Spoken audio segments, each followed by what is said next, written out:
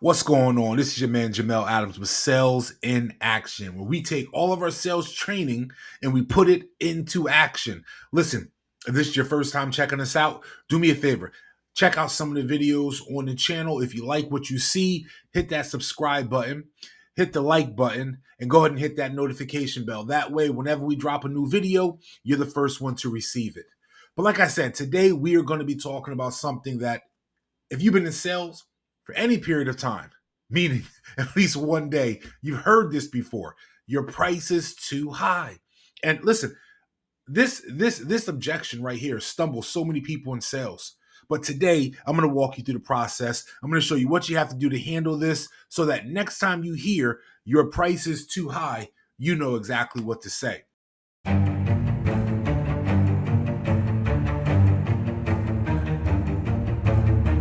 First off, let me say this. I need you to remember that the sales call does not start until you get the first objection.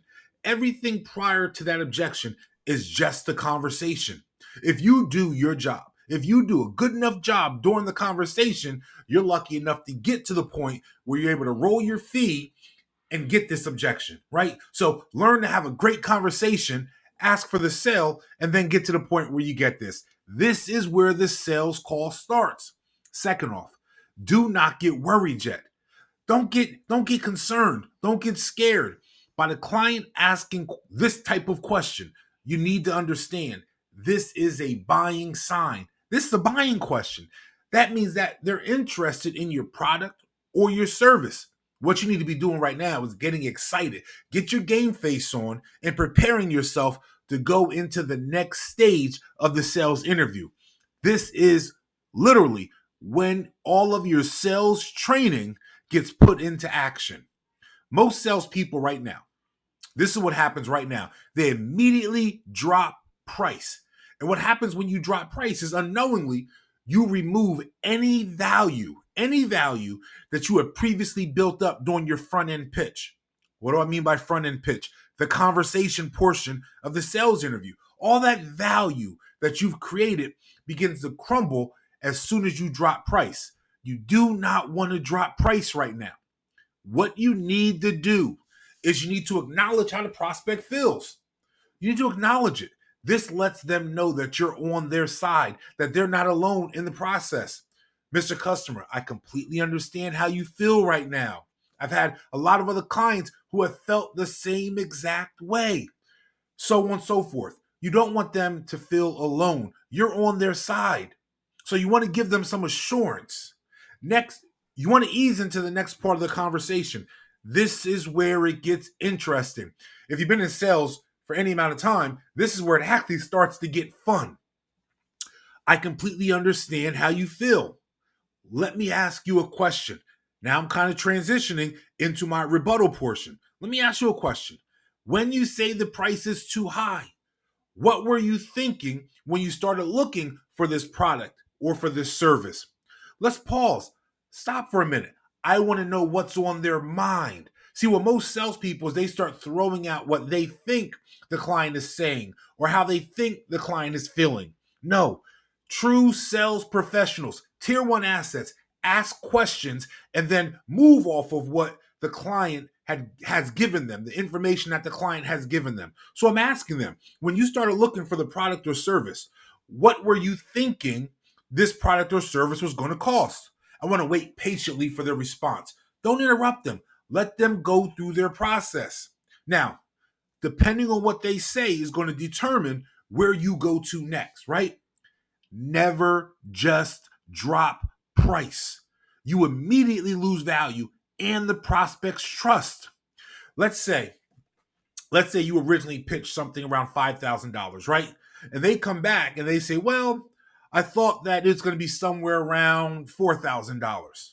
The first question that you need to ask them is, how did you come up with that number? And I need you to remember something.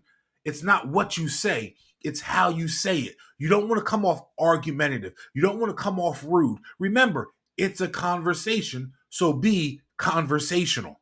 How'd you come up with that number?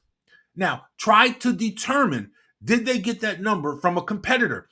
Did they talk to somebody else in the industry that gave them that number, right? So did they get it from a competitor, or is it just a number that they assumed, something that they came up with in their head? Because again, depending on where they got that number from is going to determine how you respond to it. So where did you get that number from? Did they get it from a competitor, or is it just something that they came up with, that they assumed? Either way, we now have a number to work with.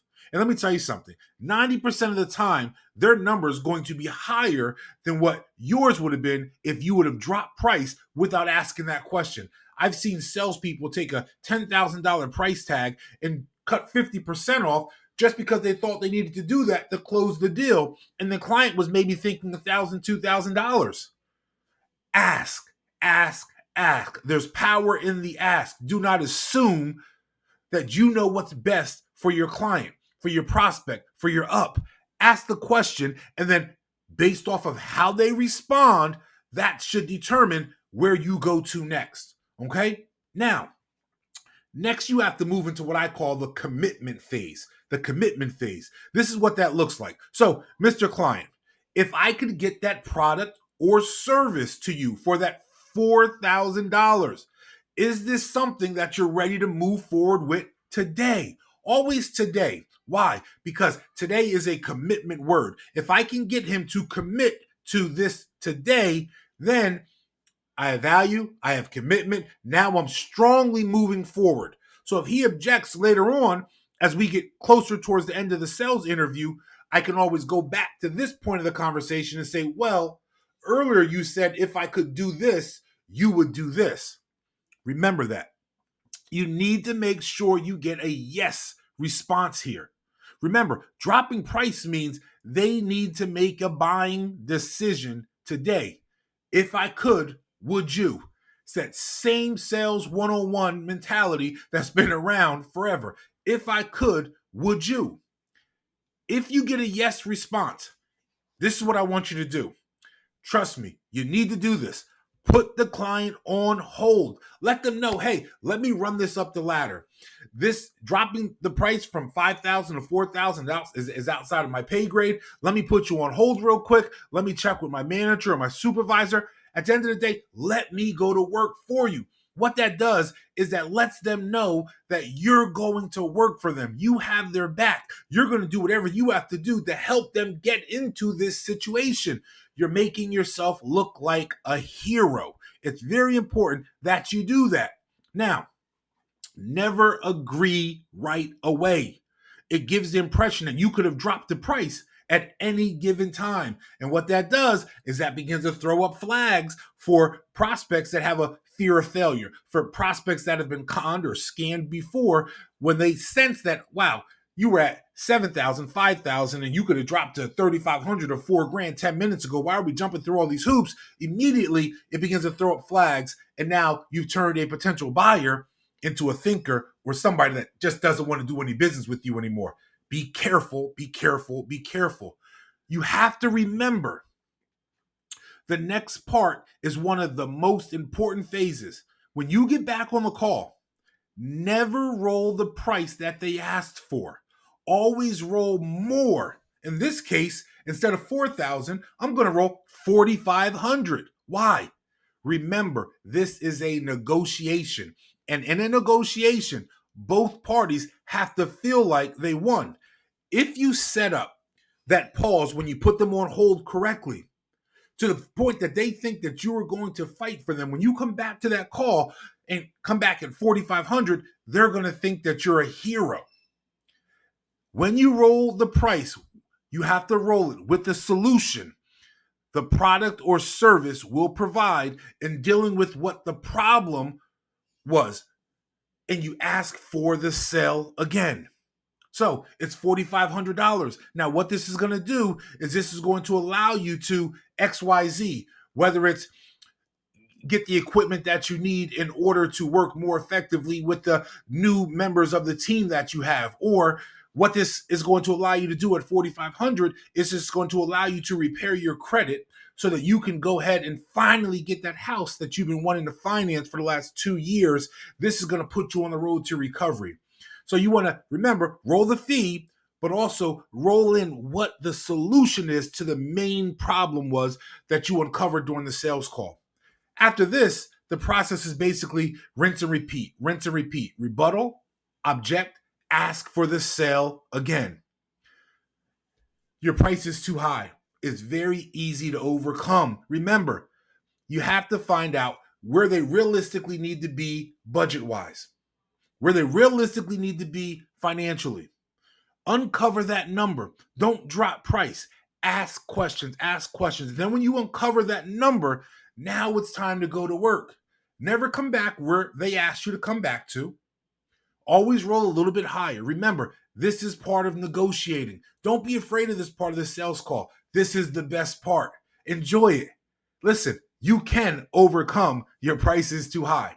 Now, do me a favor. Take all this sales training that I've given you today and put it into action. Holler at y'all later.